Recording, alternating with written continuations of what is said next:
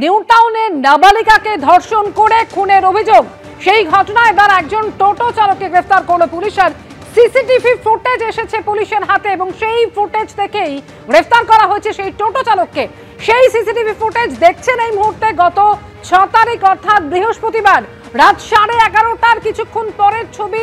CCTV ফুটেজে এই টোটোটিকে দেখা যাচ্ছে এবং এই টোটোতেই উঠেছিল ওই স্কুল ছাত্রী। এই ফুটেজ দেখে গ্রেফতার করা হলো এবার এই টোটো চালককে। ক্যান্সারে নেই আর ভয়, NCRI হবে এর জয়। আপনাদের ভরসা নেতাজি সুভাষচন্দ্র বোস ক্যান্সার হসপিটাল। ধৃত টোটো চালকের নাম সৌমিত্র রায় ওরফে রাজ। ইতিমধ্যে এই টোটোটিকে বাজেয়াপ্ত করা হয়েছে। ধৃতের বিরুদ্ধে পক্সো আইনে মামলাও রুজু হয়েছে। সরাসরি কথা বলবে পার্থপ্রতিম ঘোষ আমাদের সঙ্গে এই মুহূর্তে রয়েছেন। পার্থপ্রতিম, একাধিক জায়গায় ঘটনায় এখনো ধোঁয়াশা রয়েছে, এখন এতক্ষণ পর্যন্ত কাউকে গ্রেফতার করা যাচ্ছিল না, এবার একজন টোটো চালককে গ্রেফতার করা হয়েছে। কি জানা যাচ্ছে, কি মনে করছে পুলিশ, এই টোটো চালক কিভাবে জড়িত ঘটনার সঙ্গে? যখন এই নাবালিকা সে বাড়ি থেকে বেরোয় গত বৃহস্পতিবার দিন রাত্রেবেলা এবং তারপর থেকেই যে গোটা যে খুন এবং যে যৌন নির্যাতনের যে ঘটনাটি ঘটে, সেই ঘটনার যখন তদন্তে পুলিশ নামে, সেক্ষেত্রে একেবারে minute to minute CC camera footage সেটা খতিয়ে দিতে শুরু করেন তদন্তকারীরা।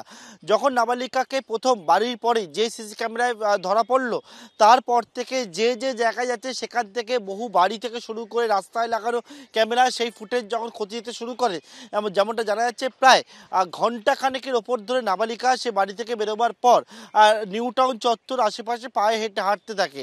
এরপর রাত্রির 11:11 নাগাদ সে একটা টোটো দেখতে পায় এবং সেই টোটোতে এখনো পর্যন্ত যেটা জানা গেছে সেই টোটোতে কয়েকজন যাত্রী ছিল এবং সেই টোটো চালককে নাবালিকা বলে বাড়ি যেতে চায় বলে, কিন্তু টোটো চালক জানায় যে যেহেতু অন্যান্য যাত্রী তাদেরকে নামিয়ে যাবে, ফলে ঘুরে যেতে হবে।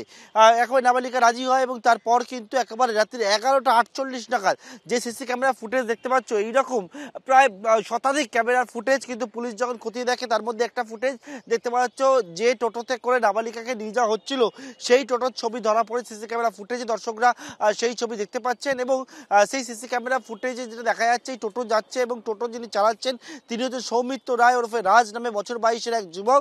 এবং টোটোতে নাবালিকাকে নিয়ে যাওয়ার সময় তখন এই যে রাস্তা রয়েছে, যে জায়গায় আমরা দাঁড়িয়ে রয়েছি যেটা ঘটনাস্থল, সেই ঘটনাস্থলের কাছে যখন নাবালিকাকে নিয়ে আসে ওই টোটো চালক, নিয়ে আসার পর রাত্রেবেলা যখন বিভিন্ন জায়গায় ঘোরাঘুরি হচ্ছিল রাত্রি 12:30টার কাছাকাছি নাগাদ, তখন কিন্তু যেমনটা জানা যাচ্ছে যে নাবালিকাকে জোর করে একেবারে এই জায়গায় নিয়ে আসে। এই জায়গায় অত্যন্ত পরিচিত জায়গা ছিল এই টোটো চালকের, তেমনটা তদন্তকারী মনে করছে। কারণ এই গোটা জঙ্গল ঘেরা জায়গা হলেও এখানে কিন্তু এরকম দেখো তার দিয়ে নেট করে ঘেরা রয়েছে।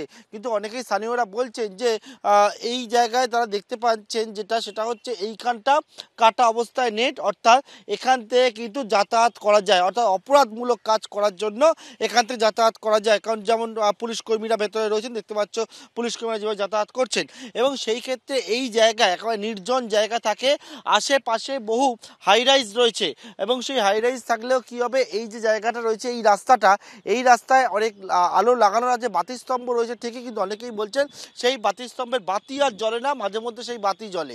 এবং এই জায়গায় অত্যন্ত পরিচিত ছিল এবং জোর করেই টোটো চালক নাবালিকাকে নিয়ে আসে, ভেতর দিকে নিয়ে যায় এবং তারপরে তার উপরে যৌন নির্যাতন এবং তারপর নিজে বাঁচার জন্য একেবারে খুনের মধ্যে ঘটনাটি ঘটায় সে, এবং তারপর এখান থেকে সে পালিয়ে যায়। এই রকম বহু সিসি ক্যামেরা ফুটেজ যখন খতিয়ে দেখে, সেই একেবারে সেই সিসি ক্যামেরা ফুটেজগুলো খতিয়ে দেখার পর যখন এই টোটো চালককে আটক করা হয় কালকে দুপুরবেলা নাগাদ, তারপর তাকে জিজ্ঞাসাবাদ করা হয়। সেই জিজ্ঞাসাবাদের মুখে পুলিশের দাবি সে কিন্তু গোটা অপরাধের কথা স্বীকার করেছে। আপাতত গ্রেপ্তার করে তার বিরুদ্ধে পক্সো খুনসহ একাধিক দ্বারা মামলা হয়েছে এবং তাকে আগামী দিনে জিজ্ঞাসাবাদ করে আরও তথ্য সংগ্রহ করবেন তদন্তকারীরা। তবে এখনও পর্যন্ত পুলিশের দাবি এই ঘটনা একজনই যুক্ত ছিল বলে তারা জানতে পেরেছেন, এবং কী জন্য এই গোটা ঘটনাটি, এর পিছনে নেপথ্যে আরও কোনো ঘটনা রয়েছে কিনা সে আরও সমস্ত বিষয় পরবর্তীকালে খতিয়ে দেখবেন তারা। কিন্তু একটা সবথেকে বড় যেটা আরেকটা প্রশ্ন উঠছে যে এই রকম একটা যারা নৃশংস যে ঘটনাটি ঘটলো, যে নাবালিকাকে এইরকমভাবে অত্যাচার করে তাই খুনের ঘটনাটি ঘটালো, তার এই ঘটনার পর নিরাপত্তা ব্যবস্থা যে প্রশ্ন উঠছে। কারণ আশেপাশে যে নিউ টাউন এলাকায় বহু হাই রাইজ ঘর বাড়ি রয়েছে, সেই জায়গায় অপরাধী একেবারে অপরাধ করার জন্য অপরাধের যে স্থল, সেই স্থল একেবারে বেছে নিয়েছিল এই জায়গায়।